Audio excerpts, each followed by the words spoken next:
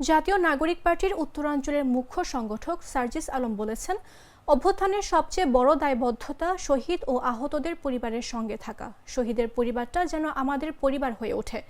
১-১.৫ পরিবারের কাছে আমরা চাইলেই যেতে পারি না, কিন্তু যখন যে এলাকায় যাই আমাদের যে শহীদ পরিবার থাকে চেষ্টা করি সেই শহীদ পরিবারের খোঁজ খবর নেওয়ার।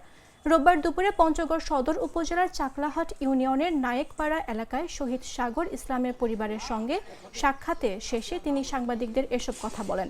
সার্জিস আলম বলেন, গত ১৬ বছর দেশে বাংলা নববর্ষ উদযাপনে দলীয় প্রভাবের পাশাপাশি বিদেশি রাষ্ট্রের প্রভাব ছিল।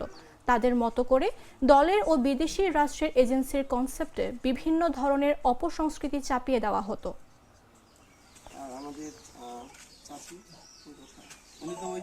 খুব স্বাভাবিকভাবে বিগত ১৬ বছরের যে বাংলা নববর্ষগুলো ছিল, এই বাংলা নববর্ষে শুধু দলীয় প্রভাব নয় বরং বিদেশি রাষ্ট্রেরও প্রভাব আমরা দেখেছি।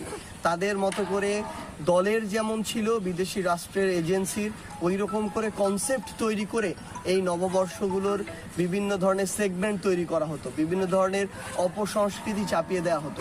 বরং আমরা আমাদের জায়গা থেকে মনে করি যে এই যে একটি ফ্যাসিস্ট সরকারের পক্ষ থেকে বা একটি ক্ষমতার জায়গা থেকে কোনো কিছু চাপিয়ে দেয়া, এটি কখনোই সাস্টেইনেবল নয় এবং এটি কখনো আমরা প্রত্যাশাও করি না। আমরা মনে করি যে অন্তর্বর্তীকালীন সরকার অভ্যুত্থান পরবর্তী সময়ে ততটুকু স্পেস বাংলাদেশের মানুষকে অলরেডি দিয়েছে যে আমরা আমাদের জায়গা থেকে যা ধারণ করি আমরা সেটাই প্রকাশ করি এবং করতে পারি।